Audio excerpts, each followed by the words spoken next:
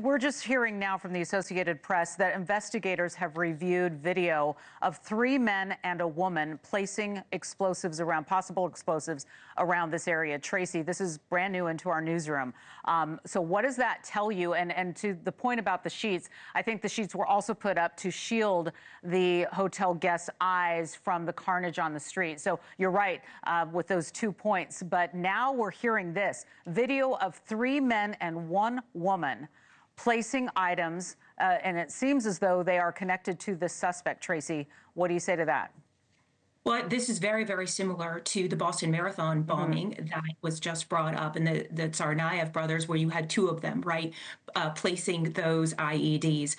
This is not at all surprising, because I do think it would have taken multiple individuals to place the IEDs, plan on where that placement would be, as well as then obviously use the vehicle to ram this crowd. But what that also tells me as well is, look, I'm former law enforcement. I think law enforcement is actually doing an excellent job here, but it seems to me that there may not have been explosive sweeps that were done of the French Quarter and of Bourbon Street in particular as a result of securing this area, because part of me does wonder if that explosive would have been picked up by either a dog or a device. Again, I can't say for certain if that occurred, but part of me does wonder. There's no question they are now looking for these individuals and combing through particularly that digital evidence. And Peter, I want to ask you about how investigators handle the IEDs. I want to drill down a little bit so you can explain to us how this works, because it's my understanding that some were found and some may not be true IEDs.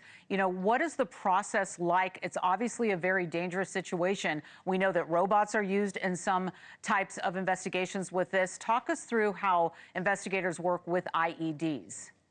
Well, the most important thing is the safety of the public and, of course, safety of law enforcement. So what they'll do is they'll cordon off an area, and they will use bomb squads, or the FBI and ATF both have special agent bomb technicians. They will render those devices safe, which sometimes means detonating them in place. And then what they'll do is they will look at those items, look at how they were manufactured, what components were involved, and they'll try to track down where those items that were used to make the ID were purchased, in an effort to identify who helped manufacture these IEDs. But I mean, the most important thing, again, is public safety. And that's why sometimes these crime scenes take so long to process, is because it takes time for the bomb squad or for the special agent bomb technicians to go in there and render these devices safe, while at the same time trying to maintain as much of the physical evidence contained in these devices as possible. Because again, it's evidence. They want to be able to present it in court, especially if they identify additional co-conspirators. And then the other thing is they look at the signature of these devices to try to see if they're tied to potentially other devices, or even devices that are found overseas, so they can see who is instructing these people on how to manufacture these devices. So it's a painstaking process. But again, public safety is the most important part of the process. One thing that I heard in Brian's reporting, the last thing he said was talking about the fear, but also the anger, that these bollards weren't up, that the right protection didn't seem to be in place. They were working on it.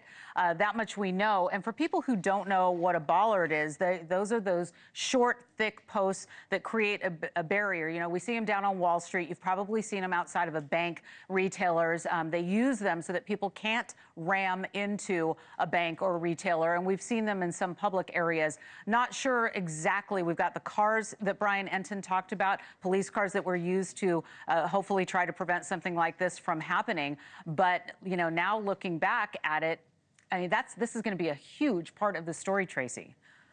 This is going to be a huge part of the story, no question. And you know what's interesting, Laura, is that these bollards were put up in 2017 in this area in direct response to a vehicle terrorist attack by ISIS in Nice, France during Bastille Day. That's why they were put up. And they were refurbishing them, obviously, because of the Super Bowl and the other activities that you had mentioned. One of the things that they failed to do, the bollards, as you mentioned, at banks and the Capitol, all of those places have them, is they typically do extend through the sidewalks. And that's what they didn't have here. Those police cars did block off the street, but as we saw, this terrorist drove up, and as Brian mentioned, up and around the sidewalk. So these bollards didn't extend past there, these makeshift ones.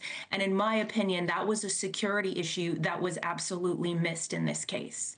Thanks so much for watching. Just go to joinnn.com to find News Nation on your television provider. And don't forget to click the red subscribe button below to get more of News Nation's fact-driven, unbiased coverage.